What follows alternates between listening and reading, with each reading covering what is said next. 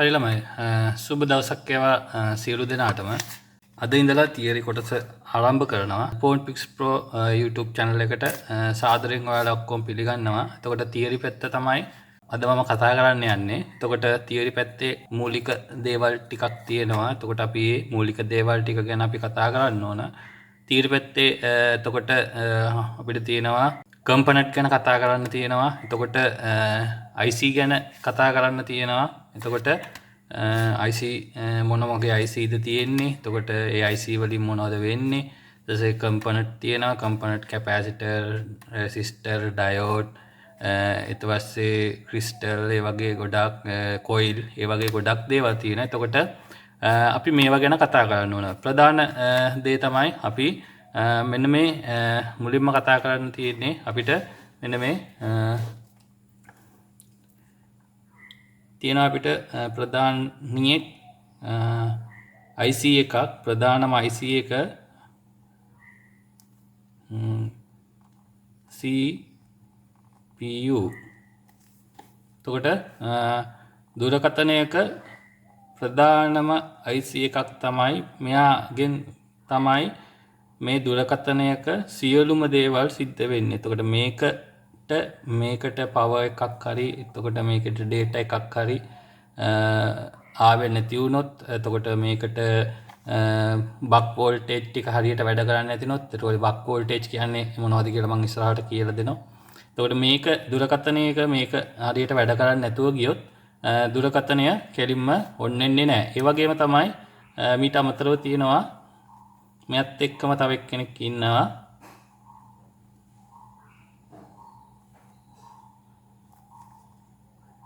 මෙයාගේ නම තමයි EMMC. එතකොට EMMC එක තියෙනවා, CPU එක තියෙනවා. එතකොට මේ දෙන්න අතරේ කනෙක්ෂන් එකක් මෙහෙම තියෙනවා. මේ කනෙක්ෂන් එකේදී මේ කනෙක්ෂන් එක සාමාන්‍යයෙන් යන්නේ බෝඩ් එක යටින් ලේයර් හරහා තමයි ගොඩක් දුරට යන්නේ. මේ ලේයර් හරහා මේ ලේයර් ඩැමේජ් වුණොත් CPU එක සහ EMMC එක අතර තියෙන කනෙක්ෂන් එක නැතුව යනවා. එතකොට මේ EMMC එකේ තමයි අපේ ෆෝන් එකට අදාළ සොෆ්ට්වෙයාර් එක ස්ටෝරේජ් එක වගේ දේවල්, එතකොට සමහර දුරකථන වල ස්ටෝරේජ් එක වගේ දේවල් රැඳිලා තියෙනවා. ඊට පස්සේ මේකේ තමයි සියලුම ඩේටා ටික තියෙන්නේ. එතකොට ෆෝන් එකයි අන දෙන්න වගේ ඉන්නේ මෙයා. එතකොට CPU එකේ EMMC එකයි එකතු වෙලා තමයි දුරකථනයේ ක්‍රියාවලිය සිදු කරන්නේ. එතකොට මේ දෙක විතරක් තිබිලා මදි. එතකොට ප්‍රධානම දේවල් ටික මේකට ප්‍රධානම දේ දෙන්න තමයි මේ CPU එක සහ EMMC එක. එතකොට CPU එක ජනාධිපති වගේ, එතකොට EMMC එක අගමැති වගේ තමයි මේ දුරකථනයක ඉන්නේ. ඊට පස්සේ මේකේ තියෙනවා තව එතන තියෙනවා power IC PMU, charging IC CHA. එතකොට තව තියෙනවා network පැත්තට 4GPA, එතකොට 4G IC. එතකොට audio පැත්තට තියෙනවා audio IC. එතකොට ඔන්න ඔය වගේ IC ගණනාවක් තියෙනවා. ඉතින් අපි ෆෝන් එක කෝල් එකක් ගත්තී ඒ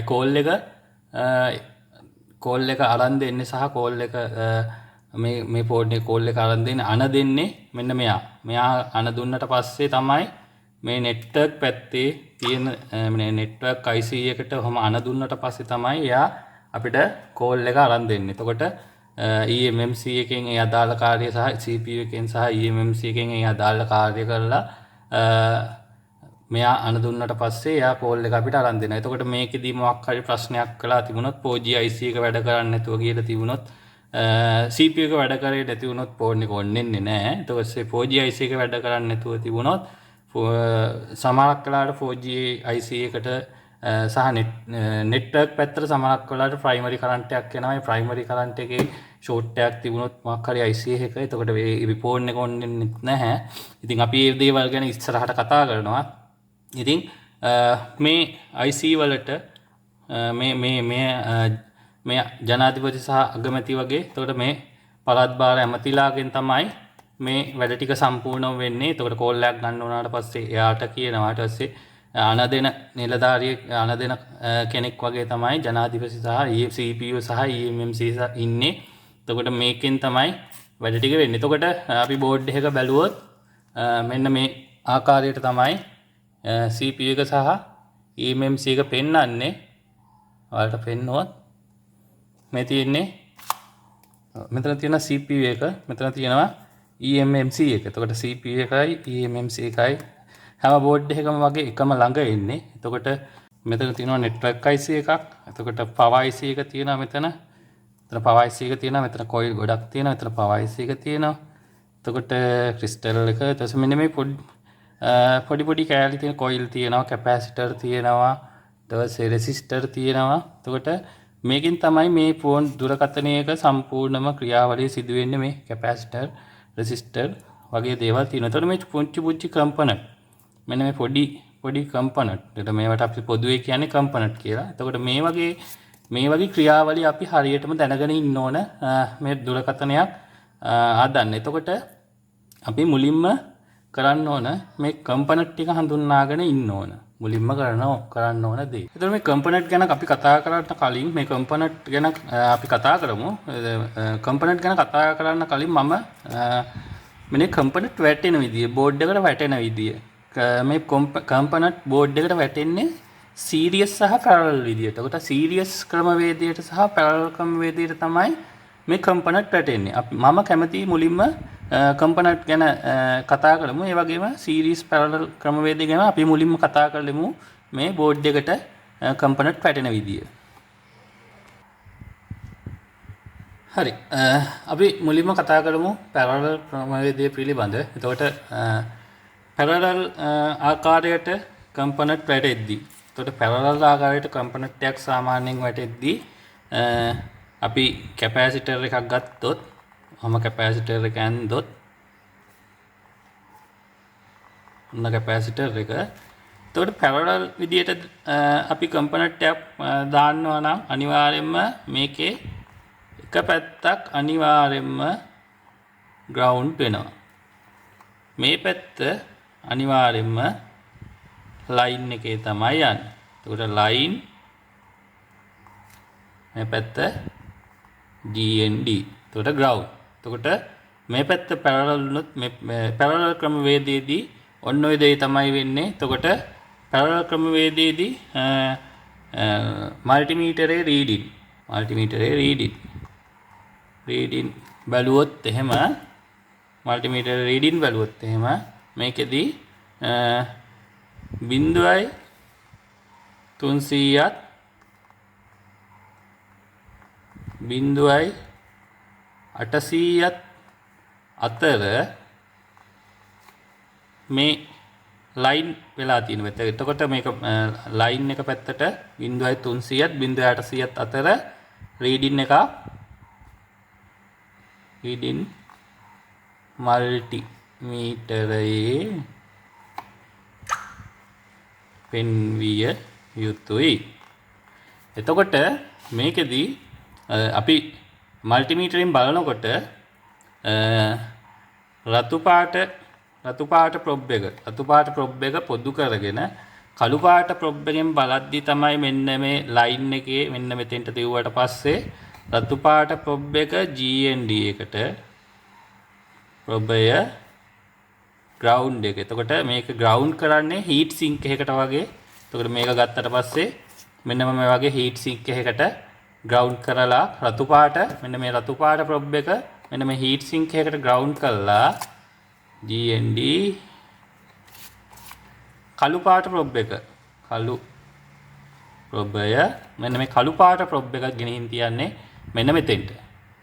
එතකොට ලයින් එක යන එකට ගෙනින් තියුවට පස්සේ මේකේ මේ 0.300ත් 0.800ත් අතර රීඩින් එක පෙන්වන්න ඕනේ. එතකොට රතු පාට එක පොදු කරලා කළු පාට එකෙන් ගිහිල්ලා රතු පාට එක පොදු කරලා කළු පාට එක මෙහෙම කම්පොනන්ට් එකට තියුවට පස්සේ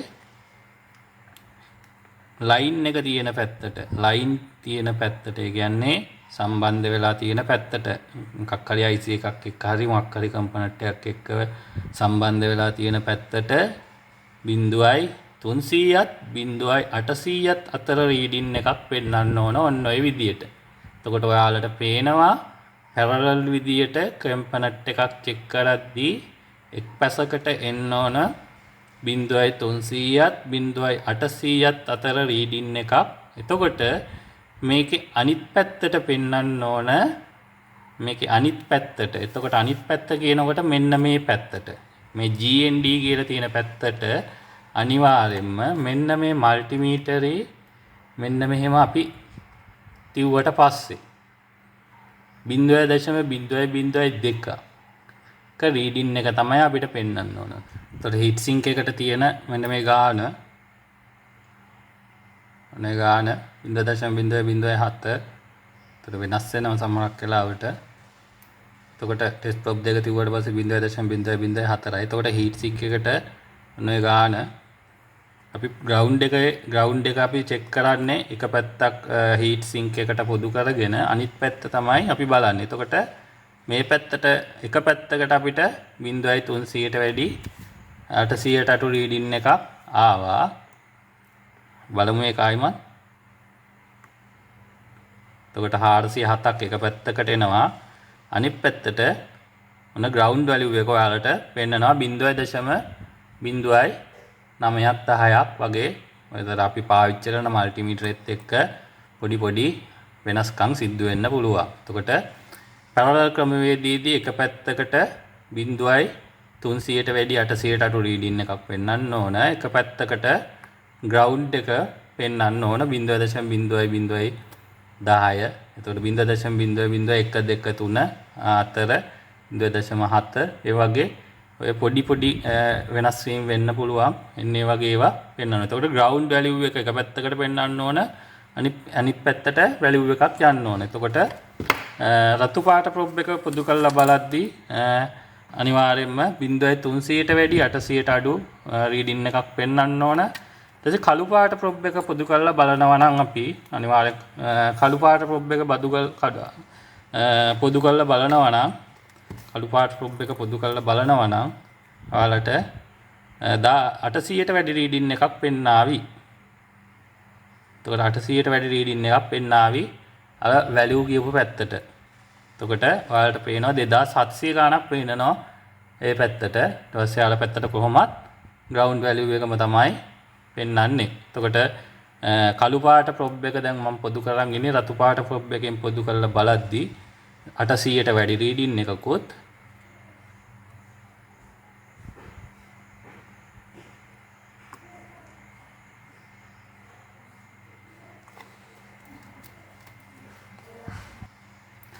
එතකොට කෙටියෙන්ම කිව්වොත් රතු එක පොදු කරලා කළු එකෙන් බලද්දී ඔයාලට මල්ටිමීටරේ එක් පැත්තකට 300ට වැඩි 800ට අඩු රීඩින් එකක් කොහොම පෙන්වන්න ඕන. එතකොට එක පැත්තකට ග්‍රවුන්ඩ් වැලියු එක පෙන්වන්න ඕන. ඊට පස්සේ කළු පාට එක පොදු කරලා බලද්දී ඔයාලට 800ට වැඩි රීඩින් එකක් එක පැත්තකට පෙන්වන්න ඕන. අනිත් පැත්තට ග්‍රවුන්ඩ් වැලියු එක පෙන්වන්න ඕන. එතකොට පැරලල් ක්‍රමවේදයේදී ඔන්න දේ තමයි වෙන්නේ. අනිවාර්යෙන් පැරලල් විදියට කම්පොනන්ට් එකක් දානවා නම් එතකොට කම්පොනන්ට් එකක් සාමාන්‍යයෙන් පැරලල් විදියට දානවා නම් එතකොට මේකෙදි ලයින් එක වැටෙන්නේ. එතකොට අපි හිතමු ඔහොම කම්පොනන්ට් ටිකක් කොහොම දෑවොත් එහෙම එතකොට පැරලල් විදියට කම්පොනන්ට් ටිකක් කොහොම දෑවොත් එක පැත්තකට ඔහොම සම්පූර්ණම ග්‍රවුන්ඩ් වෙනවා. මේ පැත්ත ඔක්කොම ටික ඔහොම එකට ලයින් එකකට තමයි යන්නේ. එතකොට මේ පැත්ත ටික ඔක්කොම ලයින් මේ පැත්ත GND සියලුම දේවල් ටික. එතකොට මේක තමයි පැරලල් ක්‍රමවේදය. එතකොට චෙක් කරනකොට එක පැත්තකට 300ට වැඩි 800ට අඩු රීඩින් එකක් පෙන්වන්න ඕන. අනිත් පැත්තට එතකොට කළු අනිත් පැත්තට 800ට වැඩි රීඩින් එකක් පෙන්වන්න ඕන. එතකොට රතු පාට එක පොදු කරලා බලනකොට අපිට එක පැත්තකට 500 300ට වැඩි රීඩින් එකක් අනිත් පැත්තට ග්‍රවුන්ඩ් රීඩින් එක. අනිත් පැත්තට ග්‍රවුන්ඩ් රීඩින් එක. පැත්තකට 300ට වැඩි රීඩින් එකක් අනිත් පැත්තට ග්‍රවුන්ඩ් රීඩින් එක. එතකොට 0.004ක් පෙන්වන්න ඕන එක පැත්තකට. එතකොට රතු පාට එක පොදු කරලා බලද්දී අපිට 500 ගාන පෙන්නපු පැත්තට 800ට වැඩි රීඩින් එකක් පෙන්වන්න ඕනේ. එතකොට ඔයාලට පේනවා 1594ක් පෙන්වනවා අනිත් පැත්තට ග්‍රවුන්ඩ් රීඩින් එක. එතකොට පැරලල් ක්‍රමවේදයේදී ඔන්න ඔක තමයි අපිට තියෙන්නේ. හරි. එතකොට සීරියස් ක්‍රමවේදයේදී මේ සීරියස් ක්‍රමවේදයේදී ඔයාලට මේ කම්පොනන්ට් මේ වෙල කම්පොනන්ට් C අපි මේ කැපැසිටර් ටිකක් තියෙන්නේ කියලා. එතකොට මේ කැපැසිටර් ටිකක් තියෙන්නේ. එතකොට මේ කම්පොනන්ට් සියල්ලම දෙපැත්තම. එතකොට මේ කම්පොනන්ට් වල දෙපැත්තම අපි පැරලල් ක්‍රමවේදයේදී බලද්දී එක පැත්තක් ග්‍රවුන්ඩ් වෙලා අනිත් පැත්ත ලයින් එක තිබුණේ. එතකොට සීරියස් ක්‍රමවේදයේදී මේක වෙනස්. එතකොට සීරියස් ක්‍රමවේදයේදී දෙපැත්තම ලයින් එකට එන්නේ. දෙපැත්තම ඔයාලට පේනවා මම මෙහෙම ඇඳලා තියෙනවා. ඊට පස්සේ මෙන්න මේ ලයින් තමයි දෙපැත්තම වැටෙන්නේ. එතකොට ග්‍රවුන්ඩ් එක. එතකොට මේ සීරියස් ක්‍රමවේදයේදී ග්‍රවුන්ඩ් වෙන්නේ නැහැ. කම්පොනන්ට් ග්‍රවුන්ඩ් වෙන්නේ නැහැ. දෙපැත්තම ලයින් තමයි යන්නේ. පැරලල් ක්‍රමවේදයේදී ග්‍රවුන්ඩ් වෙනවා. එතකොට මේකෙදී අපි චෙක් කරද්දී මේ සීරියස් ක්‍රමවේදයේදී අපි චෙක් කරද්දී අනිවාර්යයෙන්ම මල්ටිමීටරේ චෙක් කරොත් එහෙම දෙපැත්තටම 0.800ට 300ට වැඩි 800ට අඩු 0.800ට අඩු රීඩින් එකක් මේ දෙපැත්තෙම පෙන්වන්න ඕන. රීඩින් එකක් දෙපසම පෙන්වන්න ඕන. 0.300ට වැඩි 800ට අඩු රීඩින් එකක් මේ පැත්තෙත් පෙන්වන්න ඕන. ඇයි මේක මොකද දෙපැත්තම ලයින් නිසා.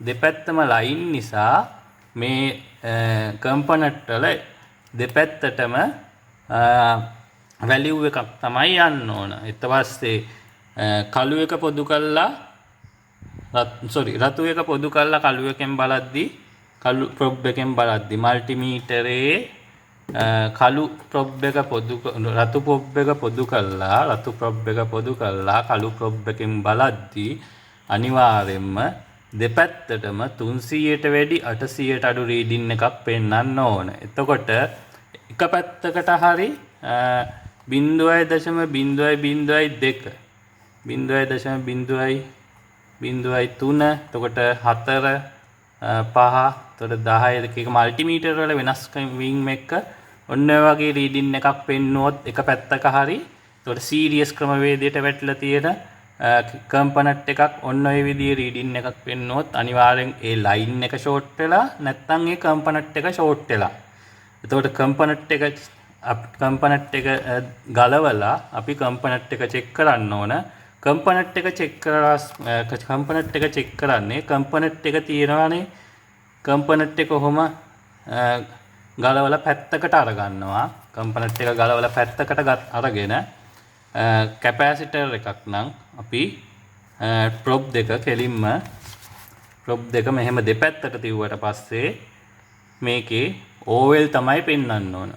කැපැසිටර් එකක් සාමාන්‍යයෙන් ගලවලා චෙක් කරනකොට ඕවෙල් තමයි පෙන්වන්න ඕන. එතකොට මේකේ ලාංඡනේ තියෙන්නේ. එතකොට මේකේ සිම්බල් එකත් ඔන්නෝම තමයි තියෙන්නේ. එතකොට මේකේ ඇතුලෙන් කනෙක්ටිවිටි එකක් නැහැ. එතකොට ඔයාලා බලන්න රෙසිස්ටරේ සිම්බල් එකක් අපි ගත්තොත් රෙසිස්ටරේ සිම්බල් එක ඔහොම ඇතුලෙන් ඔහොම කනෙක්ටිවිටි වෙලා තමයි තියෙන්නේ. එතකොට කැපැසිටර් එක සිම්බල් එකක් ගත්තොත් මේ ඇතුලෙන් කනෙක්ටිවිටි එකක් නැති නිසා මේකේ මෙහෙම තියුවට පස්සේ OL තමයි පෙන්වන්න ඕන කැපැසිටරේ ගලවලා එළියට ගත්තට පස්සේ.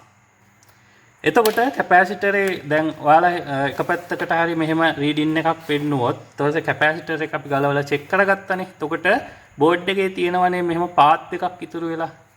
මෙහෙම පාත් එකක් ඉතුරු වෙලා තියෙනවා. ඒ යන පාත් දෙක අපි බලනවා. එතකොට මේ පාත් දෙකේ දෙපැත්තටම වැලියු වෙනවද කියලා බලනවා.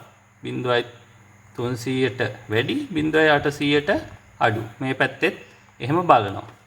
ඉතින් එහෙම බලලා අපිට මේ පාත් එක හරියටම චෙක් කරගන්න පුළුවන් මේ පාත් එකේද මේ පැත්තේද ෂෝට් එක තියෙන්නේ මේ පැත්තේද ෂෝට් එක තියෙන්නේ. එතකොට මේ පාත් එකෙන් චෙක් කරද්දී අපිට අහු වෙනවා ෂෝට් එක. එතකොට මේ පැත්ත 300ට වැඩි 800ට අඩු රීඩින් එකක් පෙන්නුවත් ඒ පැත්ත හොඳයි.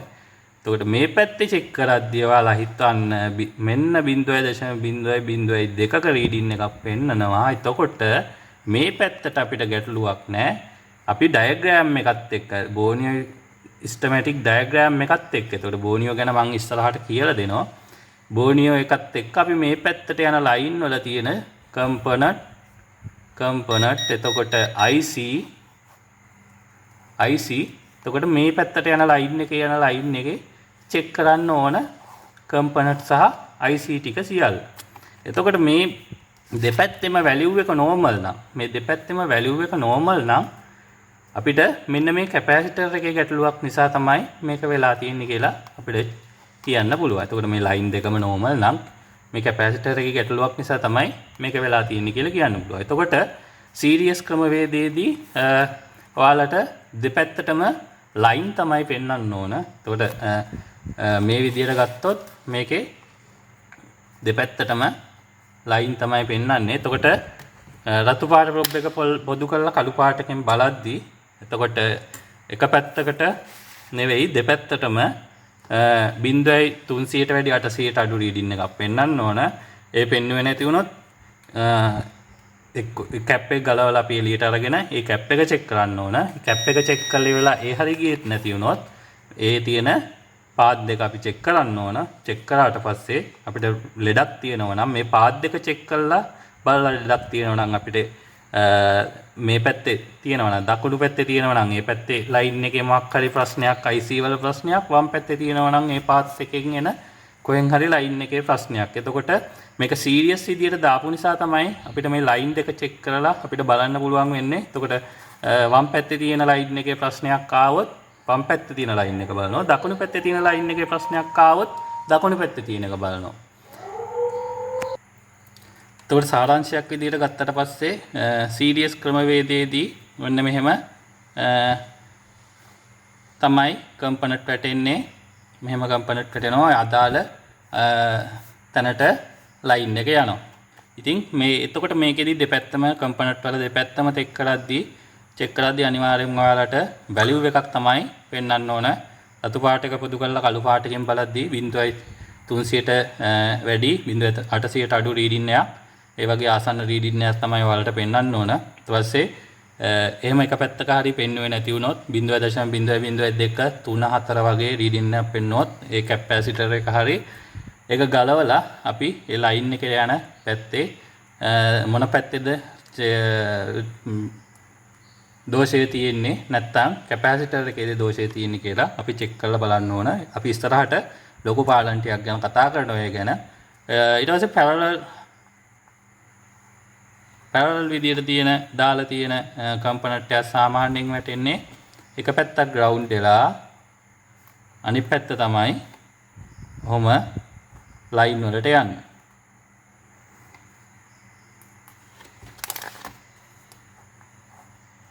ලයින් වලට යන්නේ. එතකොට මේකේ බලද්දී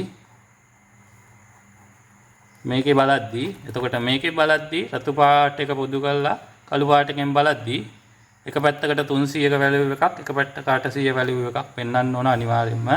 එහෙම පෙන්වෙන්නේ නැතුනොත් දෙපැත්තෙම ග්‍රවුන්ඩ් වැලියු එකක් පෙන්නුවොත් ඒකෙත් අපි බලන්න ඕන අර විදිහටම තමයි ලයින් එකේ ප්‍රශ්නයක්ද ඒ කම්පොනන්ට් එකේ ප්‍රශ්නයක්ද කියලා. එතකොට සීරියස් සහ පැරලල් ඔයාලට තේරෙන්නේ නැති කියලා හිතෙනවා. ඔයාලට මොකක් හරි ප්‍රශ්නයක් තියෙනවා නම් අනිවාර්යෙන් කමෙන්ට් එකක් දාන්න. අයියේ මට මේක තේරුන්නේ නැහැ කියලා අනිවාර්යයෙන්ම මම ඒවට පිළිතුරු ලබා දෙනවා. ඔයාලට මොනවා හරි ගැටලුවක් තිබුණොත් මට කමෙන්ට් එකක් දාලා තියන්න. අනිවාර්යයෙන්ම මම ඔයාලට කියලා දෙනවා මේ කියපු දේවල් ටික තේරුණාද නැද්ද කියලාත් හොඳයිද නරකයිද කියලාත් මට කමෙන්ට් එකක් දාන්න අනිවාර්යයෙන්ම. එතකොට Phonepics Pro YouTube channel එක subscribe කරලා තියාගන්න. bell icon එක all දාලා තියාගන්න. වීඩියෝ එකක් දාපු ගමන් ඔයාලට ලැබෙයි. ඊට පස්සේ කමෙන්ට් එකක් දාන්න, ලයික් එකක් දාන්න. Phonepics Pro YouTube channel එක නැරඹුවාට ඔබ සියලු දෙනාටම තෙරුවන් සරණයි.